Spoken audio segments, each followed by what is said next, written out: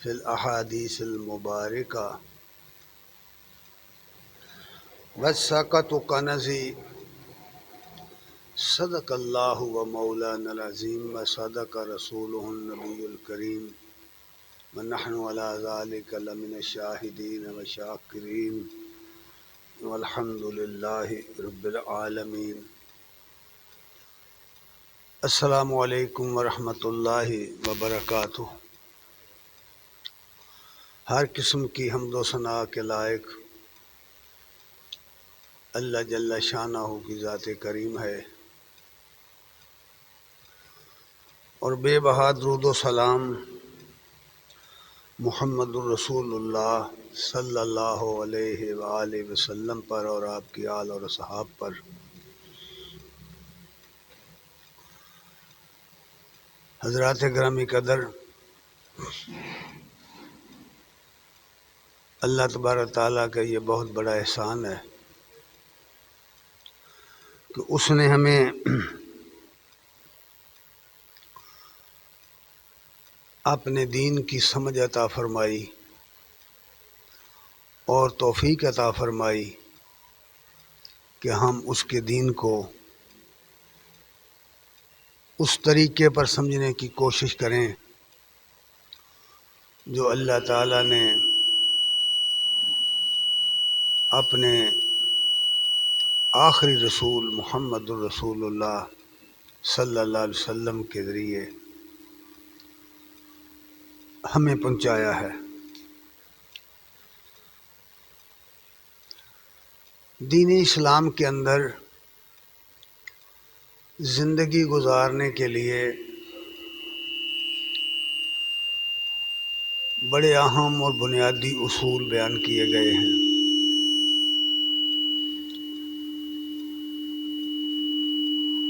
اگر ہم ان اصولوں کو سمجھیں اور اپنی زندگی کا حصہ بنا لیں اور اپنی زندگی کا ان اصولوں کو سنگ میل بنا لیں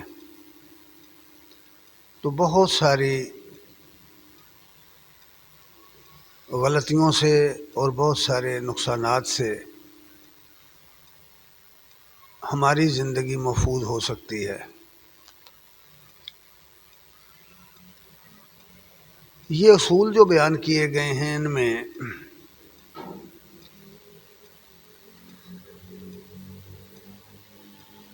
اس موقع پر بھی آپ نے نبی صلی اللہ علیہ وسلم نے اپنی حدیث مبارکہ میں اپنے قول پاک میں ایک جملہ فرمایا ہے، اور اس میں بہت بڑی ایک حقیقت ہے جس کو بیان کیا گیا ہے، بلکہ زندگی کی کامیابی کے لیے یہ چیز سنگ میل کا درجہ رکھتی ہے۔ یہ بہت بنیادی چیز ہے، بہت بنیادی بات ہے۔ اس کو سمجھنا اور اپنی پوری زندگی کو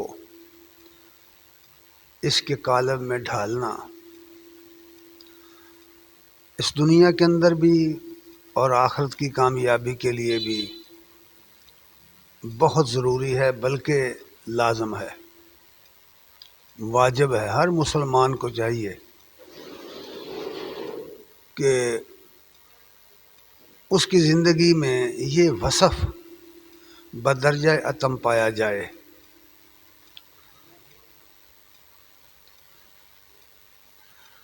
جو چیز نبی کریم صلی اللہ علیہ وسلم نے یہاں بیان کی ہے اسی کا ذکر قرآن مجید میں بھی مختلف مقامات پر کیا گیا ہے۔ تفصیلاً تو یہ مضمون نہیں بیان ہو سکتا کہ اس کی قرآن مجید میں بہت بڑی تفصیل پائی جاتی ہے، اور احادیث کی کتابوں میں بھی اس کی بہت زیادہ تفصیل موجود ہے، لیکن وقت کے تقاضے کے مطابق ہم اتنا ہی بیان کر سکتے ہیں جتنا بیان کرنے کی ہمیں وقت اجازت دے۔ نبی صلی اللہ علیہ وسلم کے اس فرمان کا مطلب یہ ہے، مساکت و کنزی، وساقت میرا خزانہ ہے۔ اور قرآن مجید کی جو آیت میں نے تلاوت کی ہے اس میں بھی اسی وساقت کی بات کی گئی ہے۔ سورہ المائدہ کی آیت نمبر 7 میں فرمایا ہے، وَاذْكُرُوا نِعْمَتَ اللَّهِ عَلَيْكُمْ مِيثَاقَهُ الَّذِي وَاثَقَكُم بِهِ۔ اہل ایمان کو مخاطب کر کے خصوصی طور پر اور پوری انسانیت کو مخاطب کر کے عمومی طور پر یہ بات فرمائی گئی ہے۔ ہر وہ شخص اس کا مخاطب ہے جو سمجھنا چاہے، جو اس پر عمل کرنا چاہے، جو اپنی زندگی کو سنوارنا چاہے، وہ اس کا مخاطب ہے۔ فرمایا کہ اللہ تعالیٰ کی ان انعامات کو یاد کرو جو اس نے تم پر کیے ہیں، ان نعمتوں کو یاد کرو جو اس نے تمہیں عنایت کی ہیں۔ وَمِيثَاقَهُ الَّذِي وَاثَقَكُم بِهِ، اور اپنے اس میثاق کو یاد کرو جو تم نے اس کے ساتھ باندھا ہے، جو عہد تم نے اس سے کیا ہے اس کو یاد کرو۔ اور پھر یہ بھی بتایا کہ تم نے کیا کہا تھا، اِذْ قُلْتُمْ سَمِعْنَا وَأَطَعْنَا، جب تم نے کہا تھا کہ ہم سنیں گے اور اطاعت کریں گے، یعنی تمہیں کسی قسم کا جبر کا نشانہ نہیں بنایا گیا، تمہیں اختیار دیا گیا ہے، تم سنو نہ سنو، اطاعت کرو نہ کرو، مانو یا نہ مانو۔ زور زبردستی کے ساتھ تمہیں نہیں یہ منایا گیا، بلکہ تمہیں اختیار دیا گیا ہے کہ کیا تم ایمان لاتے ہو؟ ہاں تم ایمان لاتے ہو، تم نے کہا کہ ہم نے سنا اور ہم اطاعت کرتے ہیں۔ اس کا جو اقرار ہے وہ کلمہ شہادت میں کیا گیا ہے۔ کلمہ شہادہ میں یہ بات کہی گئی ہے، اقرار کیا ہے، اللہ تعالیٰ کے کلام کو سنا، پیغمبر صلی اللہ علیہ وسلم کے فرمان کو سنا، آپ کی دعوت سنی، اور پورے اختیار سے ہم نے کہا کہ اللہ کے سوا کوئی الہ نہیں ہے، وہ وحدہ لا شریک ہے، اور میں اس کا گواہ ہوں، اور میں اس بات کی بھی گواہی دیتا ہوں کہ محمد صلی اللہ علیہ وسلم اللہ کے رسول ہیں اور اللہ کے بندے ہیں۔ یہ اقرار ہے جو ہم نے کیا، اس اقرار کے ذریعے ہم نے اس عہد کی توثیق کی کہ ہم نے سنا ہے اور ہم مانیں گے۔ اور اس لیے کہا کہ جب تم نے سن لیا، تم نے جان لیا، تم نے مان لیا، تم نے اقرار کر لیا، تم نے تسلیم کر لیا اس کلمے کو، اس عقیدے کو، واتقوا اللہ، تو پھر اللہ کی نافرمانی سے بچ کے رہو، اللہ سے ڈرتے رہو، اس لیے کہ ان اللہ علیم بذات الصدور، بے شک اللہ تعالیٰ دلوں کی راز جاننے والا ہے۔ اللہ تعالیٰ ظاہر کو بھی جانتا ہے، باطن کو بھی جانتا ہے، تمہاری ظاہری گفتگو کو، تمہاری زبان سے نکلنے والے الفاظ کو، اور جو کچھ تمہارے دل میں ہے اس کو بھی جانتا ہے۔ مطلب اس کا یہ ہے کہ تمہارا واسطہ اس ہستی سے ہے جو تمہارے ظاہر و باطن سے باخبر ہے۔ اس لیے جب تم نے خود اس کا میثاق باندھا ہے، تم نے خود اقرار کیا ہے، تو یہ اقرار ہی، یہ میثاق ہی دراصل وہ دولت ہے جو آدمی کو اس راہ پر گامزن کر سکتی ہے جو اس کی اصل منزل ہے۔ اس لیے نبی صلی اللہ علیہ وسلم نے فرمایا کہ وثاقت کنزی، یہ میثاق ہی، یہ وثاقت ہی، یہ مضبوط عہد ہی، یہ ثبات قدم ہی میرا خزانہ ہے۔ دراصل بات یہ ہے کہ دنیا کا کام ہوں یا دین کے، آپ دنیا کا کوئی کام کرنا چاہتے ہیں یا دین کا کوئی کام کرنا چاہتے ہیں تو اس کے لیے دو باتیں بے حد ضروری ہیں۔ ان دو باتوں کی اگر ہم پابندی نہیں کرتے اور ان کو سمجھتے نہیں تو نہ دنیا کی کامیابی حاصل کر سکتے ہیں نہ آخرت کی۔ ان میں پہلی بات جو ہے، کسی کام کو کرنے کے لیے شرح صدر ہے۔ جب آپ کوئی پروگرام بناتے ہیں، جو کوئی منصوبہ بناتے ہیں، وہ دنیا کا کام ہے یا دین کا کام؟ جب آپ اس کا کوئی پروگرام بناتے ہیں، اس کا کوئی منصوبہ بناتے ہیں، اس کے لیے کوئی منصوبہ بندی کرتے ہیں، تو سب سے پہلی بات جو اس کو لے کر چلنے کی ہوتی ہے وہ شرح صدر ہوتی ہے۔ آپ اچھی طرح سمجھ لیتے ہیں کہ اس کام کو کرنے کے سلسلے میں جو مشکلات آئیں گی، جو ضروریات ہوں گی اور جو رکاوٹیں ہوں گی، ان کو انگیز کرنا، ان ضرورتوں کو پورا کرنا۔ اگر تمہیں اس بات کا احساس نہیں ہے اور اس بات کے بارے میں آپ غفلت کا اظہار کرتے ہیں یا بے سمجھی کا، بے علمی کا، تو آپ اپنے منصوبے میں کامیاب نہیں ہو سکتے۔ کوئی بھی کام کرنا ہو اس میں مشکلات ہوتے ہیں، کوئی کام، دنیا کا کوئی کام نہیں ہوتا شرح صدر کے بغیر۔ آدمی کو پوری طرح دل میں یقین ہونا چاہیے کہ یہ کام جو میں کرنے چلا ہوں، اس کے لیے جو طریقہ میں نے اختیار کیا ہے یہ بالکل ٹھیک ہے اور میں نے اسی کو کرنا ہے، رکاوٹوں کے باوجود اسی کو لے کے چلنا ہے۔ اور اس کی مشکلات کو بھی وہ جان لیا اس نے، اس میں جو مشکلات آئیں گی وہ فلاں فلاں ہو سکتی ہیں، لیکن ان کا مقابلہ کرنے کے لیے اس کا دل مطمئن ہے۔ اس کو شرح صدر کہتے ہیں کہ کھلے دل سے کسی چیز کو جان لینا اور پھر مان لینا اور پھر اسے لے کر چلنا۔ ہر قسم کی مشکلات کے علی الرغم اس کو لے کے چلنا، شرح صدر اس کو کہتے ہیں۔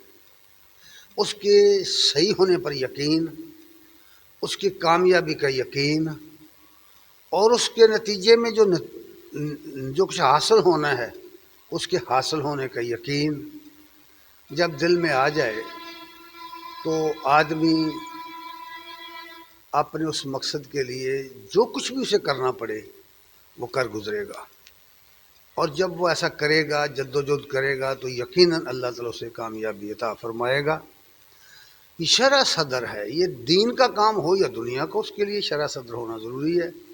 اس کی مشکلات کو سمجھنا، اس میں اس کے راستے میں جو رکاوٹیں آنے والی ہیں انہوں کو سمجھنا اور اپنے آپ کا وزن کر لینا، اپنے آپ کی طاقت کا اندازہ کر لینا کہ میں نے اس کا مقابلہ کس طرح کرنا ہے، اور اس کے بعد اس بات کا یقین پیدا کر لینا کہ میں نے جس کے لیے یہ شروع کیا ہے وہ میری مدد کرے گا۔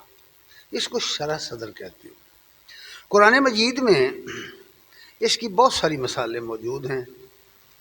بڑے بڑے لوگ جو دنیا میں گزرے، بڑے بڑے رہنما، لیڈر گزرے، انبیاء آئے، ان کے حالات کا مطالعہ کریں تو یہ بنیادی چیز جو شرح صدر ہے یہ آپ کے سامنے آ جائے گی کہ کسی سے بھی یہ کام اس وقت تک نہیں ہو سکا اور کوئی شخص اس کے لیے تیار نہیں ہو سکا جب تک اسے شرح صدر نہیں حاصل ہوئی۔ میں کرنے کیا چلا ہوں، یا مجھے جو کچھ کہا گیا ہے کہ یہ کرو، اس کی مشکلات کو دیکھ کر، اس کی رکاوٹوں کو دیکھ کر اس کے مخالفین کی طاقت کو دیکھ کر اگر دل بھینچ رہا ہے، گھبرا رہا ہے، تو آدمی ایک قدم بھی آگے نہیں چل سکتا۔ اس کے لیے شرح صدر کی ضرورت ہے۔ آپ جانتے ہیں کہ موسیٰ علیہ السلام جب مدین سے مصر واپس آ رہے تھے تو ان کے اہل و عیال بھی ساتھ تھے۔ صحرائے سینا میں آ کر کے رات کے اندھیرے کی وجہ سے وہ راستہ بھول گئے۔ سردی کا موسم تھا۔ اب انہوں نے دور سے دیکھا کہ بہت دور روشنی نظر آ رہی ہے۔ وہ سمجھے کہ جہاں سے روشنی ہو رہی ہے، آ رہی ہے، یہ یہاں کوئی انسان ہوگا جس نے آگ روشن کی ہوئی ہے، تو میں وہاں جاتا ہوں۔ تو اپنے گھر والوں سے کہتے ہیں کہ تم یہاں ٹھہرو، میں وہاں جاتا ہوں، یا تو مجھے کوئی راستہ بتانے والا مل جائے گا جو مجھے راستہ بتا دے، اور یا پھر یہ ہے کہ میں وہاں سے کوئی آگ کا انگارہ لے آؤں گا تاکہ ہم تاپ کر سردی کو کم کر سکیں۔ وہ وہاں جاتے ہیں اور آواز آتی ہے کہ اے موسیٰ، یہ وادی مقدس ہے، اپنے جوتے اتار دو، اور جس کو تم نے آگ سمجھا ہے یہ آگ نہیں ہے، یہ اللہ کی طرف سے اس کی نوری مخلوق ملائکہ کا ظہور ہے۔ اور وہاں پھر وہ سارا پیغام دیتے ہیں۔ اللہ نے اسے رسول مقرر کر کے پیغام دیا ہے اور حکم دیا ہے فَاذْهَبْ إِلَىٰ فِرْعَوْنَ إِنَّهُ طَغَىٰ، جاؤ فرعون کے پاس میرا یہ پیغام لے کر، اس لیے کہ وہ سرکش ہو گیا ہے۔ اب موسیٰ علیہ السلام جانتے ہیں کہ فرعون کون ہے، اس کی طاقت کیا ہے۔ وہ مصر سے آئے تھے، وہ مصر کے حالات سے واقف تھے، انہوں نے فرعون ہی کے گھر میں پرورش پائی تھی، وہ فرعون کے لاؤ لشکر کو بھی جانتے تھے، اور وہاں بنی اسرائیلی اس کی قوم جو تھی ان کی قسم پرسی کو بھی جانتے تھے، ان کی غلامی کے حال کو بھی جانتے تھے کہ کس طرح بری حالت ہے ان کی، غلام قوم ہے۔ فرعونیوں نے بنی اسرائیل کو غلام بنا رکھا اور بیگار لیتے ہیں، ان سب باتوں کا انہیں علم تھا۔ تو اب اتنی مشکل بات، اتنا مشکل حکم کہ فرعون کے پاس جاؤ اور انہیں اللہ سے ڈراؤ، آپ اندازہ کریں یہ کتنا مشکل بات ہے۔ اور پھر یہ بھی انہیں معلوم تھا کہ میں وہاں مصر سے نکلا کیوں تھا، کہ قبطیوں ہی کا تو ایک آدمی ان کے ہاتھوں مارا گیا تھا، اور اسی کی وجہ سے انہوں نے اپنا وطن چھوڑا تھا۔ تو اب یہ ساری مشکلات سامنے تھیں کہ اگر میں جاتا ہوں تو مجھے تو پہلے سٹیپ پر بھی وہ گرفتار کر لیں گے، اس کے لاؤ لشکر کا پتہ تھا۔ تو ذرا دیکھیے، غور کیجئے یہاں وہ کیا کہتے ہیں، کیونکہ اتنا مشکل کام تھا یہ کہ فرعون کے دربار میں جا کر ایک غلام قوم کا آدمی اسے پیغام دے اللہ کا، اور پیغام بھی یہ دے کہ اللہ سے ڈر جا۔ اتنا آسان بات نہیں ہے، اتنا آسان نہیں ہے، یہ بات بہت مشکل ہے۔ اس لیے وہاں دل کی جو کیفیت ہو رہی تھی، دوسرے لفظوں میں یوں کہہ لیجئے کہ دل بیٹھ رہا تھا، دل میں خوف تھا۔ وہاں دعا کرتے ہیں رب اشرح لی صدری ویسر لی امری واحلل عقدۃ من لسانی یفقہوا قولی، یہ بڑی مشہور دعا ہے ان کی۔ ہم اس دعا کو پڑھتے رہتے ہیں، دعائیں مانگتے رہتے ہیں، لیکن عملاً ہم اس کا مظاہرہ کبھی نہیں کرتے۔ دعا ہم پڑھتے ہیں کہ اللہ میرا سینہ کھول دے، مجھے شرح صدر عطا کر دے اس کام کے لیے جس کا تو نے مجھے حکم دیا ہے نا، کہ فرعون کے سامنے جا کر پیغام حق سنا دو، ایک جابر کے سامنے، ایک ظالم کے سامنے، ایک سرپھرے بادشاہ کے سامنے حکم خداوندی سنا دو۔ یہ اتنا آسان نہیں ہے، ہم بھی اس کی دعا کرتے رہتے ہیں۔ اب دل ڈرتا ہے نا، مخالف کی، دشمن کی قوت دیکھ کر دل گھبراتا ہے۔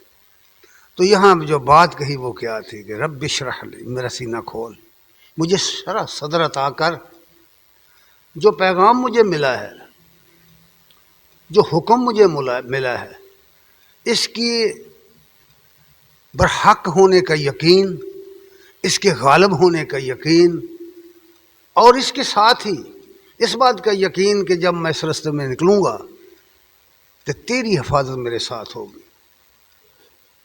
یہ یقین پیدا کر دے میرے دل میں۔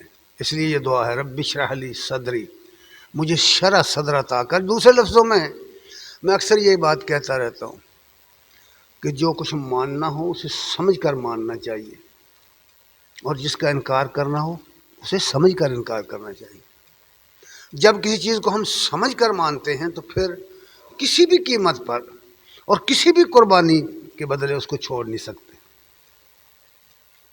سمجھ کر جو بات ہم نے مان لی ہے، اور جس کو ہم نے سمجھ کر، غلط سمجھ کر، پوری طرح ایمان اور دیانت کے ساتھ ثابت کر لیا ہے کہ یہ غلط ہے، جب ہم سمجھ کر اس کا انکار کرتے ہیں تو پھر ہمیں کوئی منا نہیں سکتا اس کو۔ یہی بات ہے جو رب اشرح لی صدری میں کہی گئی ہے کہ میرا سینہ کھول دے، شرح صدر عطا کر دے، خوف دور کر دے، اور ساتھ ہی کہا بیسر لی امری، پروردگار اب میرا یہ مشن جو ہے، جو مجھے دیا گیا ہے، اس میں مجھے سہولیات عطا فرما، آسانیاں عطا فرما، اس کے اندر جن جن چیزوں کی ضرورت ہے وہ مجھے عطا فرما، میرا راستہ آسان کر، میرے کام کی مشکلات کو کم کر دے، آسان بنا، یسر لی امری، میرے اس معاملے کو، میری اس خدمت کو، میری اس مشن کو میرے لیے آسان کر۔ وَاحْلُلْ عُقْدَةً مِّن لِّسَانِی، اور مجھے بولنے کی قوت عطا فرما، گفتگو کرنے کا سلیقہ عطا فرما، مجھے تقریر کرنے کا، مجھے خطبہ دینے کا سلیقہ عطا فرما، وہ قوت عطا فرما، میری زبان کی گرہ کھول کہ میں لوگوں کے ساتھ گفتگو کر سکوں۔ یہ گفتگو ایک بہت بڑی دولت ہے، گفتگو کرنا اللہ تعالیٰ نے سب انسانوں کو سکھایا ہے، اور سب انسان ہی اس کو سیکھ سکتے ہیں۔ یاد رکھنا، جو بھی شخص محنت کرے گا وہ اس کو سیکھے گا، اس کی زبان کھلے گی۔ کہتے ہیں وَاحْلُلْ عُقْدَةً مِّن لِّسَانِی، میری زبان کی گرہ کھول دے، یفقہوا قولی، کہ وہ میری پھر بات کو سمجھیں۔ یہ بات سننا اور بات ہے، سمجھنا اور بات ہے۔ میری بات کو سمجھے، جو میں کہنا چاہتا ہوں ان کو، جو میں ان سے کہوں وہ اس کو سمجھیں۔ یہاں شرح صدر کی بات کی ہے، شرح صدر کا سوال کیا ہے کہ شرح صدر کے بغیر کوئی دنیا کا کام آدمی نہیں کر سکتا، اس کے لیے اپنا پیسہ خرچ نہیں کر سکتا، اپنی محنت نہیں صرف کر سکتا، اس راستے پہ نہیں چل سکتا۔ وہ کام دنیا کا ہو یا دین کو، کسی بھی کام کو کرنے کے لیے پہلی چیز شرح صدر ہے۔ نبی کریم صلی اللہ علیہ وسلم کے حالات زندگی کو پڑھ کر دیکھو، جب پہلی بھی نازل ہوئی تھی، ان احادیث کا مطالعہ کرو تو ان حدیث میں یہ بات بھی آئی ہے کہ جب نبی صلی اللہ علیہ وسلم اپنے زوجہ محترمہ خدیجۃ الکبریٰ رضی اللہ تعالیٰ عنہا کے پاس آئے ہیں تو کہتے ہیں مجھے اپنی جان کا خوف ہے، مجھے اپنی جان کا ڈر ہے۔ کیوں بھائی؟ پوری دنیا انسانیت، کوئی ایک آدمی بھی نہیں ہے دنیا میں اللہ اللہ کہنے والا، کوئی ایک بھی نہیں۔ ہر طرف کفر کے اندھیرے ہیں، شرک کی گھٹائیں ہیں، ہر طرف گناہ ہی گناہ ہے، تاریکی چھائی ہوئی ہے، کوئی دوسرا آدمی بات سننے والا نہیں ہے۔ ان حالات میں اٹھ کر یہ کہنا کہ مجھے اللہ نے نبی بنایا ہے، اتنا آسان نہیں ہے۔ اس لیے کہتے ہیں مجھے اپنی جان پر کا خطرہ ہے۔ انہوں نے بڑی تسلی سے کہا نہیں، آپ کو کوئی خطرہ نہیں۔ کیوں؟ آپ تو اچھے کام کرتے ہیں، کمزوروں کے کام آتے ہیں، آپ لوگوں کی خدمت کرتے ہیں، مہمان نواز ہیں۔ آپ کی چند اچھے کام گنوا کر کہا کہ آپ کو اللہ ضائع نہیں کرے گا، آپ بے فکر رہیے۔ تو پھر یہ نبی کریم صلی اللہ علیہ وسلم کو اللہ تعالیٰ نے موسیٰ علیہ السلام دعا کر رہے ہیں کہ میرا سینہ کھول دے. اللہ اپنے پیغمبر کو خود کہہ رہے ہیں الم نشرح لک صدرک، کہ ہم نے آپ کو شرح صدر عطا نہیں کی. دل کا جو خوف تھا، پوری قوم ایک طرف ہے، پوری دنیا ایک طرف ہے، ایک واحد شخص ہے، پوری دنیا میں ایک آواز.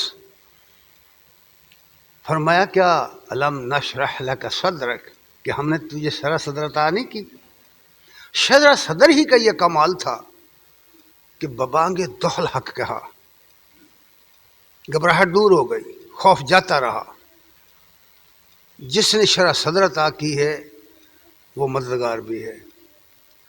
اللہ نے اعلان کر دیا یا ایھا الرسول بلغ ما انزل الیک من ربک، اے رسول جو کچھ تیرے رب نے تیری طرف اتارا ہے لوگوں کو پہنچا دے. وَإِن لَّمْ تَفْعَلْ فَمَا بَلَّغْتَ رِسَالَتَهُ، اور اگر تم نے لوگوں کو یہ نہیں پہنچایا تو حق کی رسالت ادا نہیں کیا. اور جہاں تک لوگوں کا تعلق ہے وَاللَّهُ يَعْصِمُكَ مِنَ النَّاسِ، اللہ تمہیں لوگوں کے تمہاری حفاظت اللہ کرے گا. اللہ نے اپنے نبی کی حفاظت خود اپنے ذمہ لی اور کہا، احسان جتایا ہے کہ کیا ہم نے تجھے شرح صدر عطا نہیں کی، کہ شرح صدر کے بغیر اس راستے میں ایک قدم نہیں چل سکتا. انسان ایک قدم اس راستے میں نہیں چل سکتا. تو یہ پہلی چیز ہے بھائی شرح صدر. اور سورہ زمر میں عام طور پر لوگوں کے لیے فرمایا ہے، جو عام لوگ ہیں ہم اور آپ. فرمایا آیت نمبر 22 ہے، سورہ زمر آیت نمبر 22. فرمایا افمن شرح اللہ صدرہ للاسلام فہو علی نور من ربہ، بھلا بتاؤ کہ وہ شخص جس کو اللہ تعالیٰ نے شرح صدر عطا کی ہے، جس کا سینہ اللہ نے اسلام کے لیے کھول دیا ہے، اسلام کے لیے سینہ کھول دیا. اسلام یعنی پوری دنیا جو ہے جس کی مخالف ہے، جس بات کی مخالف ہے، اس کے اندر ایک آدمی اٹھتا ہے اور اسے وہ دین کی سمجھ ملتی ہے، اسلام کی سمجھ ملتی ہے، وہ شرح صدر کے ساتھ اس پر عمل کرتا ہے. ایک یہ شخص ہے. ساتھ ہی یہ بھی کہا کہ فہو علی نور من ربہ، کہ وہ اپنے رب کی طرف سے ایک روشنی لیے ہوئے آیا ہے، اسے ایک نور ملا ہے، علم کا نور، عقل کا نور، فہم و فراست کا نور. یعنی اس نے کسی چیز کو تقلیداً نہیں اختیار کیا، سوچ کر سمجھ کر عقل اور فہم و فراست کے ساتھ علم حاصل کر کے اس کو اختیار کیا ہے. اس لیے فرمایا کہ ایک طرف ہے یہ شخص جس کو شرح صدر حاصل ہو گئی ہے اسلامی نظام کے لیے کام کرنے کی، غلبہ اسلام کے لیے کام کرنے کی، اسلامی دین کو دنیا میں غالب کرنے کے لیے جدوجہد کرنے کی شرح صدر حاصل ہو گئی. اب اس نے اپنی جان مال ہر چیز اس پر لگا دی. وہ یقین ہو گیا ہے اسے کہ یہی کامیابی کا راستہ ہے. دنیا میں اگر وہ بظاہر ناکام بھی ہوتا نظر آئے، کوئی بھی نہ اس کی دعوت کو مانے، تو آخرت اس کی سنور گئی. وہ آخرت میں کامیابی حاصل کرے گا، اللہ کی رضوان حاصل کرے گا. یہ یقین ہے. فرمایا ایک طرف ہے یہ شخص. قرآن مجید کا کمال یہ ہے کہ وہ چیزوں کو بیان جب کرتا ہے تو بالکل ایک دوسرے کے سامنے رکھ کر کرتا ہے، مقابلتاً کرتا ہے، تاکہ سمجھنے والے کو، سننے والے کو آسانی سے بات کی سمجھ آئے. فرمایا دوسری طرف وہ لوگ ہیں، ایک اور دوسرا شخص بھی ہے. فَوَيْلٌ لِّلْقَاسِيَةِ قُلُوبُهُم مِّن ذِكْرِ اللَّهِ. دوسری طرف وہ ہیں کہ جن کے سامنے یہ قرآن آیا، جن کے سامنے یہ قول نصیحت آیا، جن کے سامنے یہ تذکیر آئی، یہ یاد دہانی آئی، انہوں نے بھی اس کو پڑھا، اس کو سنا، اس کو سمجھنے کی کوشش کی، لیکن دل سخت ہو گئے. حالات و واقعات نے، ماحول کے دباؤ نے، معاشرے کے دباؤ نے دیواریں کھڑی کر دیں اس کے سامنے، مفادات کے لالچ نے وہ نور اس کے دل میں نہیں اترنے دیا جو اللہ نے اپنے کلام میں رکھا ہوا ہے، جو اللہ نے اپنے علم وحی میں رکھا ہوا ہے۔ اس لیے فرمایا کہ ان کا دل اللہ کی یاد سے سخت ہو گئے۔ نصیحت تو سن لی ہے لیکن دل سخت ہو گیا، اثر نہیں ہو رہا۔ دل پتھروں سے سخت ہے، گوشت کا ٹکڑا ہے لیکن پتھر سے زیادہ سخت ہے۔ ثم قست قلوبکم، اللہ نے بنی اسرائیل کو کہا تھا تمہارے دل پتھروں او اشد قسوہ، تمہارے دل پتھروں سے بھی سخت ہو گئے ہیں، تمہارے دل سخت ہیں اور پتھروں سے بھی زیادہ سخت ہیں۔ حالانکہ پتھروں کے اندر سے تو پانی نکل پڑتا ہے خوف خدا سے۔ دل ایک ایسی چیز ہے، فرمایا یہ ایسے دل، ایسے لوگ جہنمی ہیں۔ اللہ کا قول تو غلط نہیں ہو سکتا۔ اب تو یہ ہمیں دیکھنا ہے نا کہ ہم ان دونوں گروہوں میں سے کس کے اندر ہیں۔ ان کے لیے وائل ہے، جہنم ہے، اور ساتھ ہی یہ بھی کہہ دیا وَأُولَٰئِکَ فِي ضَلَالٍ مُبِینٍ، ان کے گمراہ ہونے میں کوئی شک و شبہ نہیں ہے۔ یہ لوگ، اس طرح کے لوگ جن کے سامنے اللہ کی کتاب آئی، اللہ کے رسول کا پیغام آیا، اللہ کے رسول کی سیرت آئی، وہ نظام آیا، لیکن اس کے باوجود دل سخت ہو گئے، نہیں قبول کیا، شرح صدر نہیں حاصل ہوئی۔ فرمایا ان کے گمراہ ہونے میں کوئی شک نہیں، یہ صریح گمراہ لوگ ہیں۔ یہ ایسی چیزیں نہیں ہیں جو پتہ نہ چلے، معاشرے کے اندر چلتے پھرتے ہوئے پتہ چلتا ہے کون سیدھا جا رہا ہے، کون غلط جا رہا ہے، عقیدہ کس کا درست ہے، عمل کس کا درست ہے، یہ سب چیزوں کا پتہ ہوتا ہے لوگوں کو۔ یہ پہلی چیز ہے کہ شرح صدر کے بغیر کوئی کام نہیں ہو سکتا، یہ بس سمجھ لیجئے، یہ پہلی بات ہے۔ آپ جو کچھ بھی دنیا میں کرنا چاہتے ہیں، وہ دنیا کا کوئی کام ہو، آپ کا کوئی دنیاوی منصوبہ ہو یا دین کا کوئی کام ہو، اگر اس کے لیے آپ کو شرح صدر حاصل نہیں ہے تو وہ کام آپ نہیں کر سکتے۔ یہ پہلی بات ہے۔ دوسری بات جو ہے وہ وثاقت ہے، جس کا ذکر اس حدیث کے ٹکڑے میں کیا گیا ہے۔ فرمایا وثاقت کنزی، نبی صلی اللہ علیہ وسلم کا یہ فرمان سنو غور سے، ایک چھوٹا سا جملہ ہے۔ فرمایا وثاقت یعنی ثابت قدمی میرا خزانہ ہے، کہ ثابت قدمی کے بغیر آدمی کوئی بوجھ نہیں اٹھا سکتا، کوئی مقابلہ نہیں کر سکتا۔ ثابت قدمی کے بغیر آدمی اس راستے پہ چل نہیں سکتا، پاؤں ڈگمگا جاتے ہیں، پاؤں، کبھی خوف کی وجہ سے، کبھی لالچ کی وجہ سے۔ اور دنیا میں دونوں چیزیں پائی جاتی ہیں، خوف بھی ہے، لالچ بھی ہے۔ جو خوف سے نہیں ڈگمگاتے، جو مشکلات سے نہیں ڈرتے، جو سزاؤں سے نہیں ڈرتے، جو جیلوں سے نہیں ڈرتے، جو جبر کی قوتوں سے نہیں ڈرتے، انہیں آرام کرنے کے لیے لالچ بھی دیا جاتا ہے۔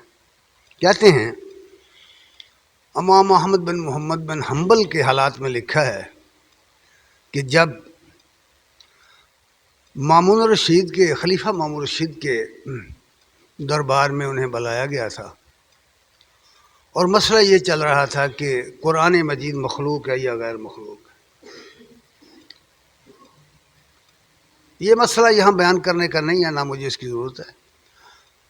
یہ مسئلہ چل رہا تھا، امام صاحب فرماتے تھے کہ یہ مخلوق نہیں ہے بھائی، اللہ کا کلام ہے، کلام مخلوق نہیں ہوتا، وہ کلام کرنے والے کی صفت ہوتا ہے، متکلم کی صفت ہوتا ہے کلام، قرآن مخلوق نہیں ہے۔ لیکن دوسرا گروہ کہہ رہا تھا، معتزلہ وغیرہ، جس کا ماموں حامی تھا، ماموں رشید جس کا حامی تھا، جس کو لے کر اس اٹھا تھا، وہ کہہ رہے تھے کہ مخلوق ہے، پھر اس پر دلائل بھی ہوتے تھے۔ تو امام صاحب کہتے تھے کہ میں فلسفوں کو نہیں جانتا، مجھے قرآن اور سنت سے دلیل دو، جس کے نتیجے میں وہ لاجواب ہوتے تو پھر انہیں مارنے کا حکم دے دیا جاتا۔ کہا گیا ہے، لکھا ہے کہ جو مار امام احمد کو پڑی ہے وہاں، اگر کسی ہاتھی کو وہ کوڑے مارے جاتے تو وہ بل بلا اٹھتا۔ لیکن ان سب باتوں کے باوجود وہ ثابت قدم رہے، اپنے قول پہ ڈٹے رہے، بس ایک ہی بات کہتے تھے، قرآن اور سنت سے دلیل لے کر آؤ۔ انہیں جیل بھیج دیا گیا، کئی سال جیل میں گزر گئے۔ مامور رشید مر گیا، اس کے بعد اس کا بیٹا آ گیا، پھر بھی وہ جیل میں تھے، لیکن بات وہیں رہی۔ ان کے بیٹے نے جب وہ خلیفہ بنا تو انہیں ان کو چھوڑ دیا۔ اس نے کہا کہ یہ نہیں مانیں گے۔ اب دوسرا کام کیا کیا انہوں نے سونے کی اشرفیوں کی تھیلیاں بھر کر کے بھیج دیں تحفتاً امام صاحب کی خدمت کے لیے۔ تو وہ جب بردلی ان کے پاس گئے، امام صاحب کو وہ تحفتاً اشرفیوں کی تھیلیاں دیں تو امام صاحب رو پڑے۔ پوچھا گیا کہ آپ پر اتنی سختی کی گئی ہے، اتنا ظلم کیا گیا ہے، آپ کبھی نہیں روئے، آپ نے کبھی باب اللہ نہیں کیا، تو اب کیا ہوا؟ تو انہوں نے فرمایا کہ کوڑے کی مار سے یہ توڑے کی مار زیادہ سخت ہے، یہ لالچ کی مار ہے، شیطان اندر سے نفس کو بارتا ہے۔ اس لیے میں نے عرض کیا کہ خوف اور لالچ یہ دو چیزیں ہیں دنیا میں جو آدمی کو راہ راست سے ہٹا دیتی۔ ایک طرف خوف ہوتا ہے دنیا والوں کا، اگر وہ خوف کو جھانک جائے تو پھر لالچ ہوتا ہے جس سے خریدے جاتے ہیں آدمی۔ لیکن جو شخص ثبات قدم کا مرتبہ پا جائے، جو یہ خزانہ پا جائے جو نبی صلی اللہ علیہ وسلم نے فرمایا وساقت و کنزی، وساقت ثابت قدمی میرا خزانہ ہے، میری عظمت اسی میں ہے، ثبات قدم میں، جم کے کھڑے رہنے میں۔ اور کون نہیں جانتا کہ نبی صلی اللہ علیہ وسلم کے ساتھ 23 سالوں میں جو کچھ کیا ان کے دشمنوں نے، ہر تاریخ کا طالب علم اس کو سے واقف ہے۔ اس لیے اللہ تبارک تعالیٰ نے اس کی مثالیں دے کر فرمایا ہے، ذرا سنیے۔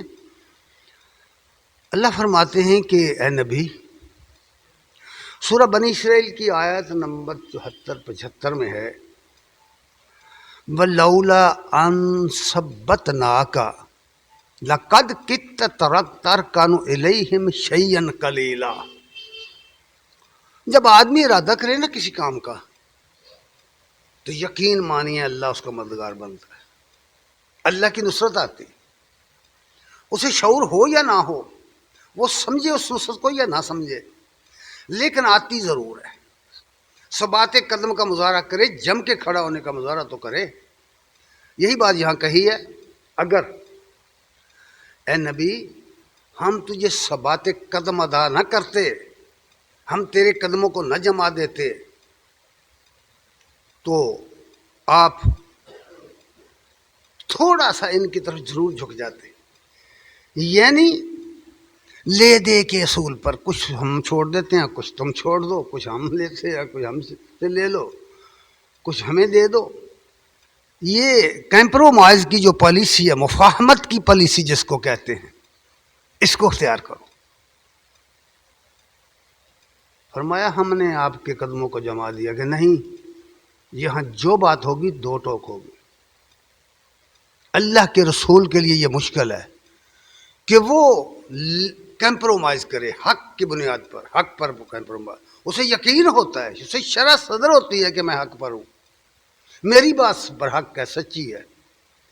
وہ سودا بازی نہیں کرتا کسی سے، وہ مداحنت نہیں کرتا، مداحنت کا شکار نہیں ہوتا، وہ کمپرومائز نہیں کرتا، وہ لینے دینے کے سودے نہیں کرتا، مفاہمت نہیں کرتا، وہ جو بات کہتا ہے ڈنکے کی چوٹ کہتا ہے اور حق کہتا ہے، دو ٹوک بات کرتا ہے۔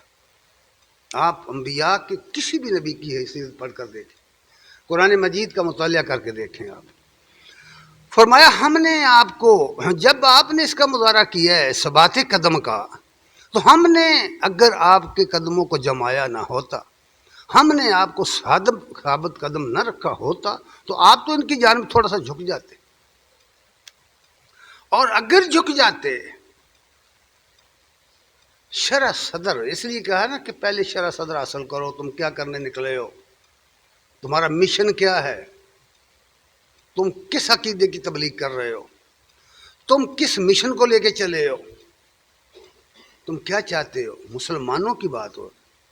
اور فرمایا کہ اگر جھک جاتے، مفاہمت کر لیتے، لین دین کر لیتے، کمپرومائز کر لیتے باطل کے ساتھ، تو پھر فساد ہی فرما دیا. اذا لذقناک ضعف الحیات وضعف الممات. ہم دنیا کی زندگی میں آپ کو دوہری سزا دیتے اور مرنے کی بھی دوہری سزا دیتے. یہ اللہ کا معاملہ ہے. اللہ یہ نہیں دیکھتا کون ہے سامنے، اس کا پیغام برحق ہے. اس نے حکم دیا ہے اپنے رسولوں کو، اٹھو، اٹھ کر میرا پیغام پہنچاؤ. اور اس کے لیے فرمایا میں تمہارے ساتھ ہوں. آپ نے فرمایا نا، غار ثور میں تھے، دشمن نے تلاش کرتے کرتے غار ثور پر آ گئے. ابو بکر صدیق رضی اللہ تعالیٰ عنہ ساتھ ہیں. کہتے ہیں یا رسول اللہ اگر یہ لوگ نیچے دیکھیں اپنے قدموں کی طرف تو ہم پکڑے جائیں گے، ہم پکڑے جائیں گے. یقین محکم کی بات دیکھیے ذرا، آپ نے کیا فرمایا، لا تحزن، مت غم خا، ان اللہ معنا، اللہ ہمارے ساتھ. یہ یقین جو ہے، یہ شرح صدر جو ہے، دشمن اوپر کھڑا ہے، بالکل یہ موقع امکان ہے اس بات کا کہ وہ اپنے پاؤں کی طرف دیکھیں تو آپ کو پکڑ لیں. لیکن وہ جو ساتھ ہے، جس کے ہاتھ میں پوری کائنات ہے، جس کے ہاتھ میں دل ہیں، جو مقلب القلوب ہے. نبی صلی اللہ علیہ وسلم یہ دعا کیا کرتے تھے، اے مقلب القلوب ثبت قلبی علی دینک، میرے دل کو اپنے دین پہ جما کے رکھ. اس لیے فرمایا بسکتو کنزی، بساکت ثابت قدمی میرا خزانہ ہے. یہ بات فرمائی ہے. یہ شہادت گہے الفت میں قدم رکھنا ہے. لوگ آسان سمجھتے ہیں مسلمان ہونا. فرمایا اگر ایسا ہوتا تو ہم آپ کو دوہری سزا دیتے، اور پھر اللہ کے مقابلے میں ثم لا تجد لک علینا نصیرا. اللہ فرمایا اللہ کے مقابلے میں کوئی مددگار آپ کو نہ ملتا. اللہ کے مقابلے میں کوئی کسی کی مدد نہیں کر سکتا. یہ یقین تھا کہ اللہ ان اللہ معنا، اللہ ہمارے ساتھ ہے. اگر آج بھی کوئی یقین پیدا کرے، آج بھی ہو جو ابراہیم کا ایمان پیدا، اقبال تو یہ کہہ گئے ہمارا ہوتا ہی نہیں، آج بھی ہو جو ابراہیم کا ایمان پیدا، آگ کر سکتی ہے انداز گلستان پیدا. لیکن وہ یقین آئے کہاں سے؟ یقین مثل خلیل آتش نشینی، یقین اللہ مستی خود غزینی، سونے تہذیب حاضر کے گرفتار، غلامی سے بدتر ہے بے یقینی. یقین کہاں سے آئے؟ اللہ کے دین پر، اللہ پر، اس کے رسول کی حقانیت پر، اس کے پیغام کی سچائی پر یقین نہیں ہے. اور پھر ثبات قدم جو ہے، اس کے لیے بھی دو چیزیں لازم ہیں. ثابت قدم رہنے کے لیے بھی دو چیزیں لازم ہیں. ذرا سنیے، سورہ البقرہ میں فرمایا ہے، ایک مثال یہ تاریخی واقعہ بیان کیا ہے کہ جب بنی اسرائیل کی فوجیں جالوت کے مقابلے میں طالوت نکلے لے کر، لکھنے والے لکھتے ہیں کہ ان کی تعداد بھی بہت کم تھی، اتنی ہی تھی جتنی جنگ بدر میں مسلمانوں کی تھی.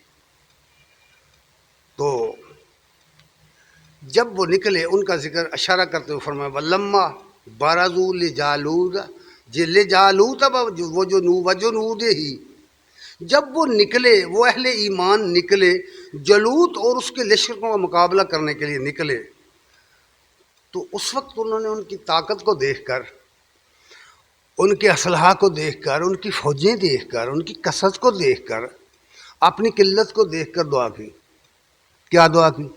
نقل کی اللہ نے، قالو ربنا افرغ علینا صبرا وثبت اقدامنا، اے ہمارے رب ہمارے اوپر صبر کی کیفیت ڈال، جم کے کھڑے ہونے کی، وثبت اقدامنا، اور اب ہمارے قدموں کو ثابت رکھ، ہمیں ثابت قدم رکھ۔ مقابلے کے اندر ثابت قدم رہنا وہی شخص رہ سکتا ہے جس نے سوچ کر دین اختیار کیا ہو، جس نے سوچ کر سمجھ کر دین کو اختیار کیا ہو۔ یہ جو رسمیں ہیں نا، نماز پڑھی، جمعہ پڑھ لیا، عید پڑھ لی، کبھی پڑھ لیا کبھی نہ، بھئی یہ رسمیں ہیں بھائی، یہ سمجھی ہوئی باتیں نہیں ہیں۔ معذرت کے ساتھ یہ سمجھی ہوئی باتیں نہیں ہیں۔ اگر سمجھی ہوئی باتیں ہوں تو یہ خلا ہمارے کریکٹر میں نہیں آ سکتا، یہ خلا ہمارے کردار میں پیدا ہو ہی نہیں سکتا، ممکن نہیں ہے یہ بات۔ ہم نے سمجھا ہی نہیں، ہم نے دین کب سمجھا؟ ہم نے تو اس کو مذہب سمجھا ہوا ہے، چلو کسی دن جمعہ پڑھ لیتے ہیں، کسی دن فلاں نیکی کام کو کر لیتے ہیں، چلتے چلتے نماز پڑھ لیتے ہیں۔ سمجھا کب ہے اسلام کیا ہے؟ یہ تو ایک تحریک ہے، غلبہ اسلام کی تحریک ہے، دنیا میں علائے کلمت اللہ کی تحریک ہے۔ یہ تو شیطانی نظام کو ختم کر کے اس کی جگہ نظام اسلام کو غالب کرنے کی تحریک تھی، اس وقت بھی تھی، آج بھی ہے۔ اس لیے فرمایا ربنا افرغ علینا صبرا وثبت اقدامنا۔ یہ کس وقت دعا کی ہے؟ ہم مسجدوں میں بیٹھ کے دعائیں کرتے ہیں، یہ مسجدوں میں بیٹھ کے، نہ کسی کے ساتھ ہمارا کوئی مقابلہ، نہ کسی کے ساتھ، تو وہ تو آمنے سامنے فوجیں کھڑی ہیں نا، دشمن کے سامنے آمنے سامنے کھڑے ہو کر دعا کرو نا، پھر پتہ چلے بھاگتے ہو کہ نہیں۔ ربنا افرغ علینا صبرا وثبت اقدامنا فانصرنا علی القوم الکافرین، اور ان منکرین حق کے مقابلے میں ہماری مدد فرما۔ یہ ہے اصل بات، ثبات قدم اس کو کہتے ہیں۔ اور دوسری چیز یہ ہے آدمی کی، یہ جو چیز ہم بیان ہوئی، اور بھی بہت ساری یاد ہیں لیکن اتنا وقت نہیں ہے۔ یہ داخلی کیفیت ہے انسان کی، اپنے اندر کی کیفیت، من کی کیفیت ہے، یہ دل کی کیفیت کی بات ہو رہی ہے۔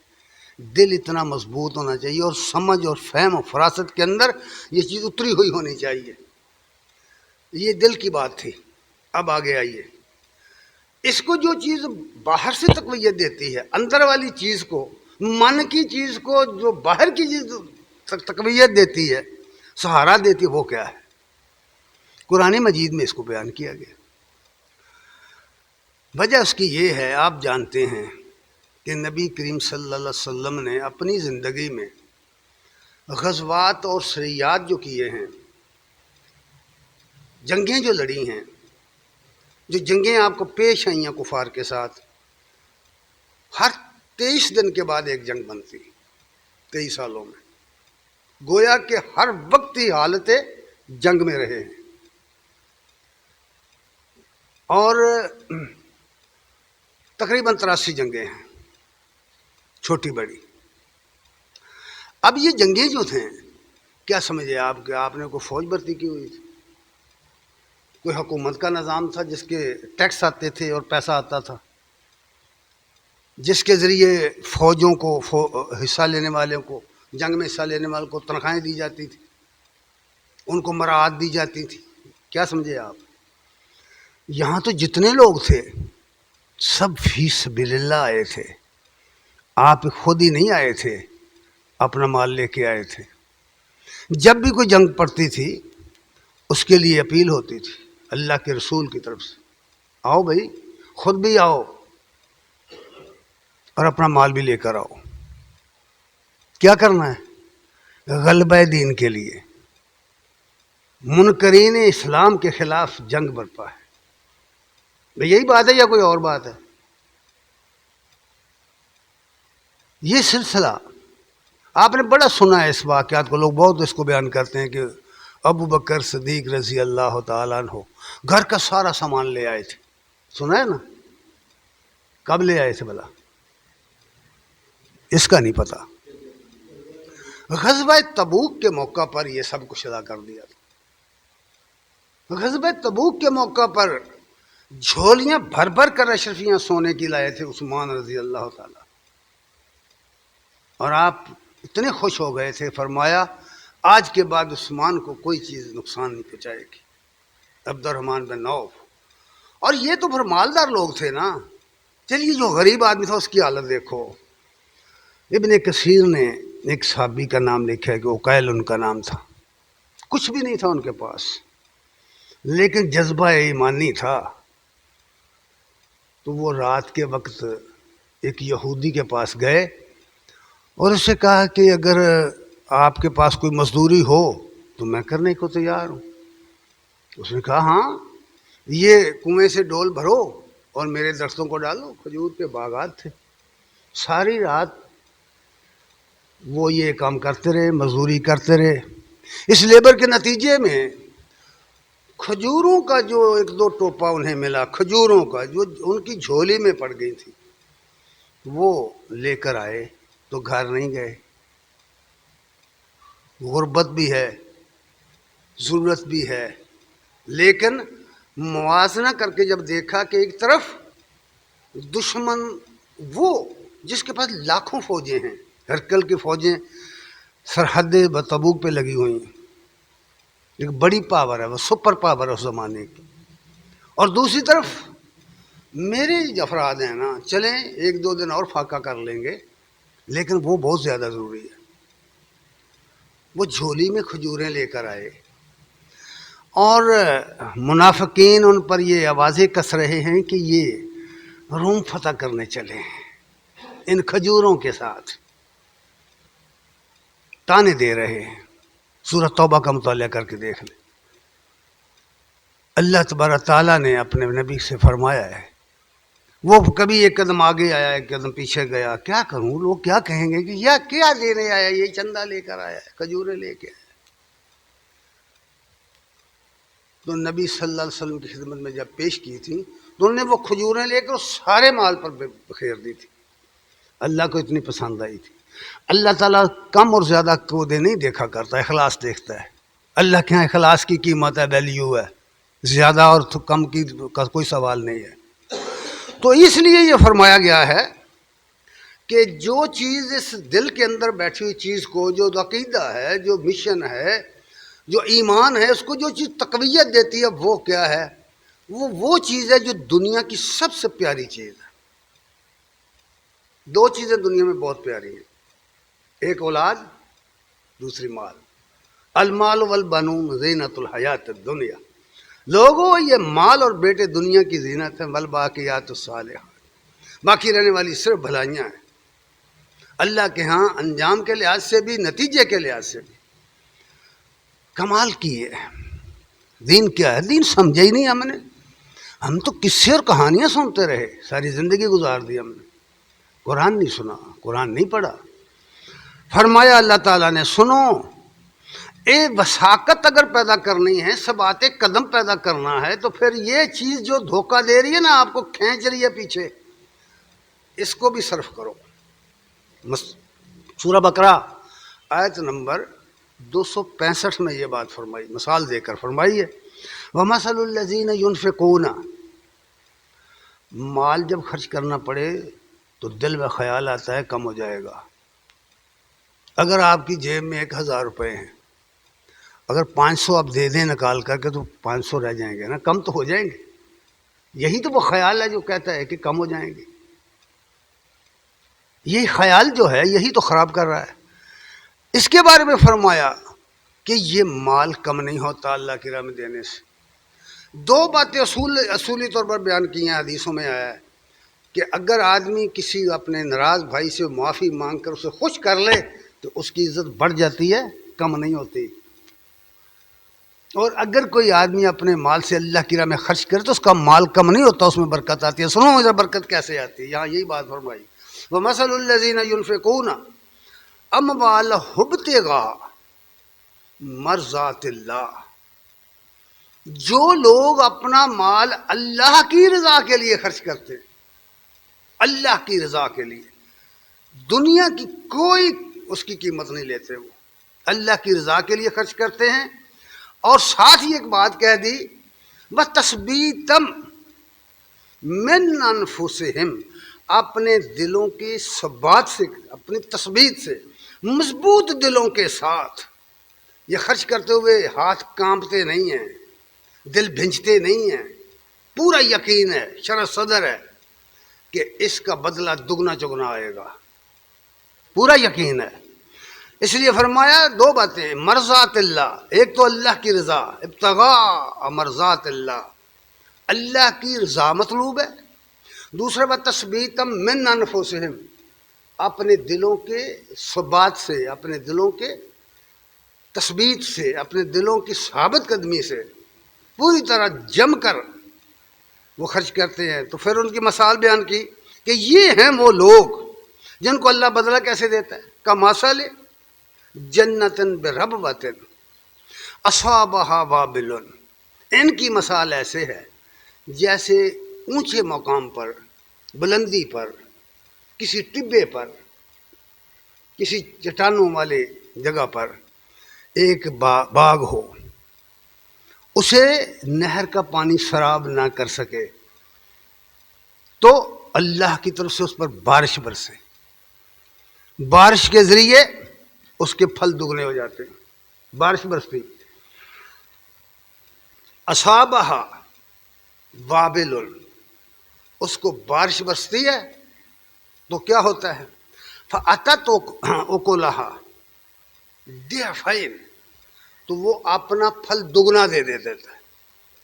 اچھا آپ کبھی آپ غور کریں، آپ کی زمینوں میں، آپ کے گھروں میں، آپ کے کھیتوں میں باغات ہیں، فصلیں ہیں، ہے کسی آدمی کے اندر یہ پاور کہ وہ اپنی فصل کے اندر اپنے درخت کے پھل کو دگنا چگنا کر لے؟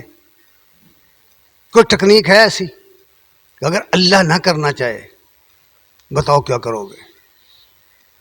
کتنے جہد کرتے ہیں ہم، دوائیاں چھڑکتے ہیں، علاج کرتے ہیں، پھر بھی کیا ہو گیا؟ کیڑا کھا گیا۔ پھر بھی کیا ہو گیا؟ کوئی وبا آئی تباہ کر گئی، کوئی طوفان باد و بارہ آیا اس نے ستیہ ناش کر دیا۔ ہے کوئی طاقت روک لینے والی؟ کیا ہم جانتے نہیں ان باتوں کو؟ فرمایا نہیں، جب اس کی راہ میں کوئی شخص اس طرح نکلتا ہے نا تثبیت قلب کے ساتھ اور ذائع الہی کی تلاش میں، وہ اللہ کے لیے خرچ کرتا ہے تو پھر اللہ اس باغ پر بارش برسا دیتا ہے جس کو پانی سراب نہیں کر سکتا، تو وہ دگنا پھل لے کر آتا ہے۔ اور اگر بارش نہ برسے تو کمال کی بات یہ کہہ دی فَإِن لَّمْ يُصِبْهَا وَابِلٌ، اگر بارش نہیں ہوئی فَطَلٌ، تو اس کے لیے شبنم ہی کافی ہو جاتی ہے، شبنم ہی کافی ہو جاتی ہے۔ اور یہ بھی دیکھا ہے ہم نے، مشاہدہ کیا، یہ مشاہدے کی باتیں میں کر رہا ہوں، اس کے لیے شبنم کافی ہو جاتی ہے۔ پھر فرمایا وَاللَّهُ بِمَا تَعْمَلُونَ بَصِيرٌ، اللہ دیکھتا ہے تم کس ارادے کے ساتھ، کس اخلاص کے ساتھ، کس نیت کے ساتھ یہ عمل کر رہے ہو۔ اللہ کو نہیں دھوکہ دیا جا سکتا، ہم لوگوں کو دے سکتے ہیں، اپنے آپ کو بھی دے سکتے ہیں۔ اور پھر یہ بھی بتایا کہ یہ جو وساقت ہے، وساقت کنزی، وساقت میرا خزانہ ہے، نبی صلی اللہ علیہ وسلم کی یہ حدیث جو ہے، فرمایا یہ خزانہ جو ہے یہ ملتا کہاں سے ہے؟ کیا چیز ہے جو اس کی اصل بنیاد ہے؟ وساقت کی، ثابت قدمی کی اصل بنیاد کیا ہے؟ اللہ تعالی نے قرآن میں اس کو بیان کیا، مثال دے کے بیان کیا ہوا، سورہ ابراہیم آیت نمبر 27۔ اللہ فرماتے ہیں یثبت اللہ الذین آمنوا، یثبت اللہ الذین آمنوا بالقول الثابت، اللہ تعالیٰ ان لوگوں کو جو ایمان لائے ہیں قول ثابت کے ساتھ ثابت قدم رکھتے ہیں۔ وہ کیا ہے قول ثابت؟ لا الہ الا اللہ، اللہ کے سوا کوئی بھی نہیں ہے، اللہ کے سوا الہ نہیں ہے کوئی بھی، مشکلیں حل کرنے والا نہیں ہے کوئی بھی۔ یہ یقین جو ہے یہ قدموں کے اندر ثبات پیدا کرتا ہے، ثابت قدمی پیدا کرتا ہے، یقین پیدا کرتا ہے، شرح صدر پیدا کرتا ہے۔ اس لیے یثبت اللہ الذین آمنوا بالقول الثابت فی الحیات الدنیا وفی الآخرہ، اس دنیا کے اندر بھی اور آخرت کے اندر بھی۔ جب آخرت کا موازنہ شروع ہوگا، محاسبہ شروع ہوگا، وہاں جو حالت ہوگی، میدان حشر میں جو حالت ہوگی، نفسی نفسی جب لوگ پکاریں گے، تو یہی لوگ جو یہاں ثابت قدم رہے، اطمینان قلب سے زندگی گزاری جنہوں نے، اور اس راستے پہ چلتے رہے جو اللہ اور اس کے رسول نے متعین فرمایا ہے، وہاں بھی یہ ثابت قدم رہیں گے، گھبرائیں گے نہیں۔ ان اولیاء اللہ لا خوف علیہم ولا هم یحزنون الذین آمنوا وکانوا یتقون، بے شک اللہ کے دوست نہ غم کھاتے ہیں نہ حزن اٹھاتے ہیں، اور کون ہیں وہ؟ الذین آمنوا، وہ لوگ جو ایمان لائے، وکانوا یتقون، اور جو انہوں نے اللہ کی نافرمان سے بچ کے زندگی گزاری، وہ لوگ ہیں، نشاندہی کی ہوئی ہے۔ اور پھر فرمایا کہ لیکن یاد رکھو جو اس رات کو چھوڑ جائے، نہ مانے، اللہ کے ساتھ شرک کرے، ظالم بن کر دنیا میں رہے، اپنی جان پر ظلم ڈھاتا رہا، لوگوں پر ظلم ڈھاتا رہا، لوگوں کو حق سے دور کرتا رہا، شرک کرتا رہا، یذل اللہ الظالمین، اللہ تعالیٰ ظالموں کو سیدھی راہ نہیں دکھاتا، گمراہ کر دیتا ہے، انہیں ان کی رسی دراز کر دیتا ہے، بھیا مدہم فی طغیانہم یعمہون، ان کی رسی دراز کر دیتا ہے، بھٹکتے رہیں دنیا میں۔ اور فرمایا یفعل ما یشاء ویفعل اللہ ما یشاء، اور یہ سب کچھ اس کی مشیت کے تحت ہوتا ہے، وہ جو چاہتا ہے کرتا ہے، اسے کوئی پوچھنے والا نہیں ہے۔ اس لیے آخر میں ایک اور حدیث بیان کر کے بات ختم کرتا ہوں۔ جب امیر المومنین خلیفہ بلا فصل صدیق اکبر رضی اللہ تعالیٰ عنہ کی بیعت ہوئی، مسلمانوں نے جب انہیں خلیفہ بنایا تو وہ خطبہ دینے کے لیے جب مسجد نبوی میں ممبر پر چڑھنے لگے تو ان سے پہلے عمر رضی اللہ تعالیٰ عنہ ممبر پر کھڑے ہو گئے، اور انہوں نے ایک دو باتیں کہیں، ذرا سنتے جائیے۔ انس بن مالک رضی اللہ تعالیٰ عنہ صحابی رسول ہیں، ان کا یہ قول امام زہری نقل کر رہے ہیں۔ وہ کہتے ہیں کہ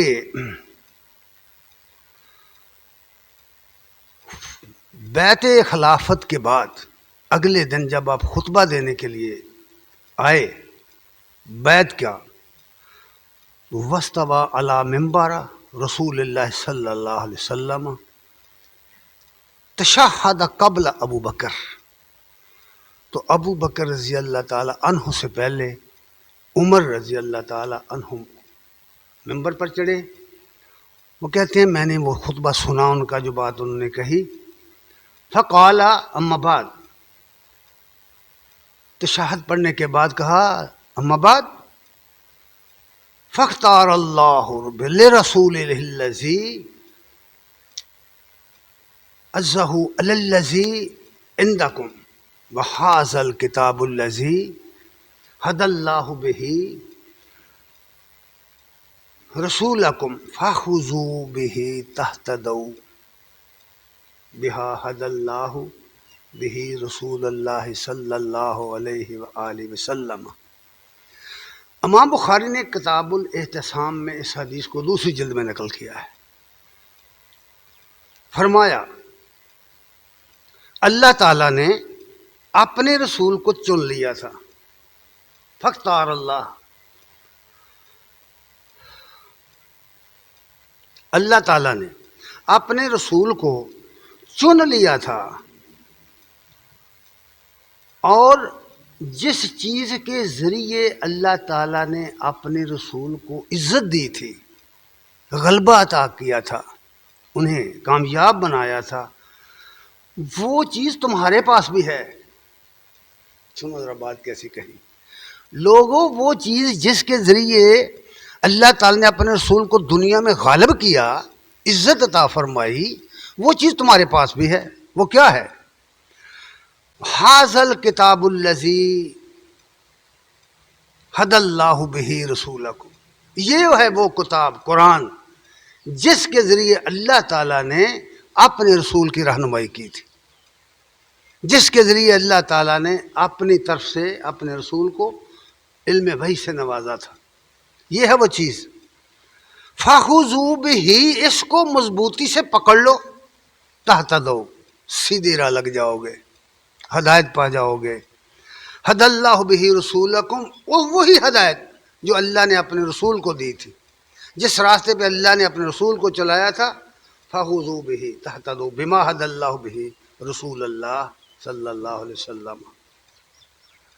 اسی لیے اقبال نے ایک جگہ کہا ہے، کن باتوں میں الجھے ہوئے لوگ ہو، چھوڑو آؤ اللہ کی کتاب کی طرف، لا دینی ولا تینی، کس پیچ میں الجھا تو، لا دینی ولا تینی، کس پیج میں الجھا تو، دارو ہے ضعیفوں کا لا غالب الا ہو، دارو ہے ضعیفوں کا لا غالب الا ہو۔ ایک ہی علاج ہے اس قوم کا، امام مالک نے فرمایا جس چیز کے ذریعے اس امت کے اول نے دنیا میں طاقت حاصل کی تھی، کامیابی حاصل کی تھی، وہی چیز اسے دوبارہ اٹھائے گی، اور وہ ہے اللہ کی کتاب۔ آئیے اس کی طرف ثبات قدم کے ساتھ، شرح صدر کے ساتھ، اور یقین رکھیے کہ اللہ مدد کرے گا آپ کی، بشرط ہے کہ آپ شرح صدر سے اس کو قبول کریں اور اس پر ایمان لے آئیں اور اس کو پڑھیں اور اس کو سمجھیں۔ دعا ہے کہ اللہ تعالی ہمیں عمل کی توفیق عطا فرمائے۔